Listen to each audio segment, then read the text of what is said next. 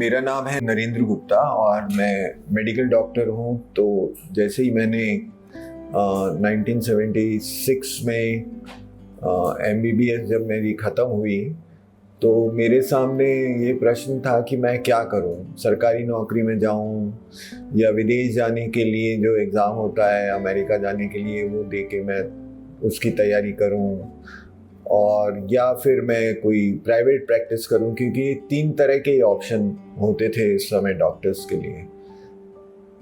पर उसी समय मेरा कुछ इंटरेक्शन ऐसे लोगों से हुआ, डॉक्टर्स से हुआ, जो कि नॉन प्रॉफिट के रूप में दूर दराज ऐसे लोगों के बीच में काम कर रहे थे जिनको स्वास्थ्य सेवाएं बहुत आसानी से उपलब्ध नहीं थी।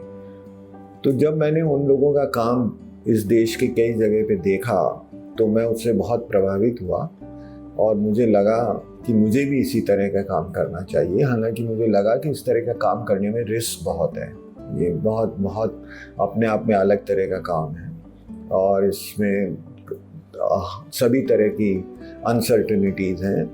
तो ये पर फिर भी वो मेरे को बहुत एक्साइटिंग लगा कि मेरे को ये करना ही चाहिए। और मुझे लगा कि ये काम करके मैं कुछ अपने आप को भी बहुत सेटिस्फाइड महसूस करूँगा कि मैंने ये इस तरह के काम प्रारंभ किया है, जहाँ पर कि जिन लोगों को स्वास्थ्य सेवाएं उपलब्ध नहीं हो रही हैं वो सारी स्वास्थ्य सेवाएं उनको मिल सकें। तो उस समय तक मैं तो चूँकि हमेशा शहर में ही बड़ा हुआ, पढ़ा, सब कुछ हुआ, तो मुझे ग्रामीण क्षेत्रों का और उसमें भी फिर आदिवासी क्षेत्रों के बारे में कोई जानकारी बिल्कुल भी नहीं थी। तो मैंने उदयपुर, डूंगरपुर, बांसवाड़ा, प्रतापगढ़, इन सब क्षेत्रों में मैं घूमा और फिर निश्चित किया कि प्रतापगढ़ के पास एक गांव है देवगढ़, देवलिया। पुराना नाम उसका देवलिया है, अब नए उसका नाम उन्होंने देवगढ़ कर दिया है।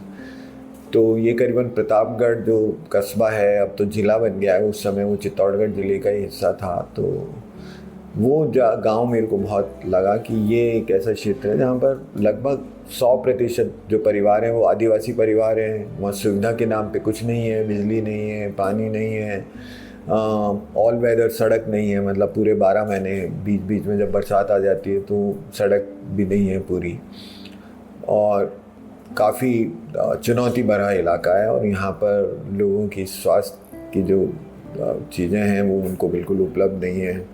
वो उनको सब देसी दवाओं पे निर्भर रहना पड़ता है बीमार पड़ने पे, या जो भोंपे होते हैं, जो फेथ हीलर्स होते हैं, उनके ऊपर निर्भर रहना होता है। तो फिर मैंने सोचा कि इस काम को अगर मुझे करना है तो कोई ना कोई व्यवस्था इसके लिए ज़रूरी आवश्यक होगी। तो मैंने अपने मित्रों से इसके बारे में बात की और फिर हम सब ने मिलकर ये प्रयास की एक नाम से स्वयंसेवी संस्था का पंजीकरण दिल्ली में 1979 में करवाया था। और जैसे ही करवाया उसके तुरंत बाद ही फिर देवगढ़ में मैं और मेरे एक और जो मेंबर थे, हमारे फाउंडिंग मेंबर, हम दोनों ने मिलके वहाँ पर रहना शुरू किया और एक क्लिनिक वहाँ पे प्रारंभ की। इंटरेस्टिंग बात वो क्लिनिक की ये है कि उस गांव के लोग तो लगभग सभी अनपढ़ थे या थोड़े बहुत पढ़े लिखे थे, कुछ ज़्यादा कुछ था नहीं। उनको विश्वास भी नहीं हुआ कि कोई डॉक्टर भी आके हमारे यहाँ गांव में रह सकते हैं और इलाज करने के लिए आ सकते हैं।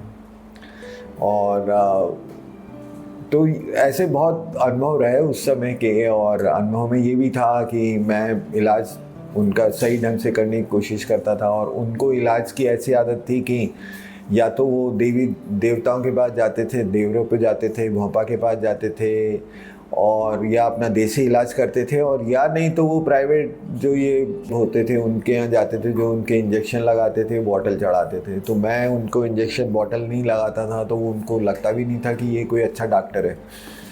उनको लगता था कि इसको तो ज़्यादा कुछ इलाज करना आता नहीं है। पर खैर धीरे धीरे वो स्थितियाँ बदली।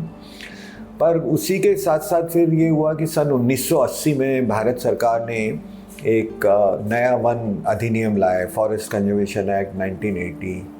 तो वो फॉरेस्ट कंजर्वेशन 1980 के बाद से जो फॉरेस्ट पहले स्टेट सब्जेक्ट था वो कॉन्करेंट सब्जेक्ट हो गया और स्टेट से ज़्यादा पावर सेंट्रल गवर्नमेंट को चली गई।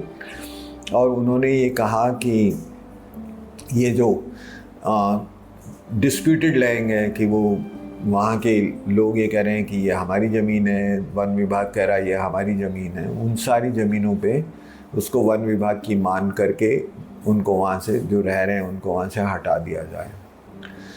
तो फिर बहुत लोगों को, बहुत परिवारों को ये वन विभाग के द्वारा प्रताड़ित करना शुरू हुआ। तो हम लोगों ने उसमें भी काम शुरू किया, क्योंकि हमको लगा कि अगर हम केवल इनकी हेल्थ की बात देखते रहेंगे और अगर वो लोगों को यहाँ से भगा रहे हैं तो इनकी हेल्थ तो बहुत एडवर्सली इम्पैक्ट होगी और काफ़ी अव्यवस्थित होगी। तो हम उसमें भी जुड़ गए। फिर उस समय ज़्यादातर लोग अशिक्षित ही थे, तो हम कुछ प्रौढ़ शिक्षा का काम प्रारंभ किया। प्रौढ़ शिक्षा के साथ साथ फिर देखा कि धीरे धीरे प्रौढ़ तो कम हो गए और बच्चे बढ़ गए उसमें। तो फिर हमने कुछ 1-2 विद्यालय भी प्रारंभ किए, पर वो विद्यालय हमारे ज़्यादा टाइम तक चल नहीं पाए, क्योंकि जब हम लोग इस तरह से काम करने लगे, और ये मेरे को लगता है सबसे ज़्यादा महत्वपूर्ण बात है, तो जो ऐसी शक्तियाँ थी जो जिनको लगता था कि अगर इन लोगों के बीच में अगर ये लोग जागृत होते हैं, समझदार होते हैं, तो हम जो इनसे लाभ कमा रहे हैं, जो इनसे मुनाफा कमा रहे हैं, उसमें काफ़ी कमी आ सकती है और उसमें बदलाव आ सकता है। तो हमारा विरोध शुरू हो गया।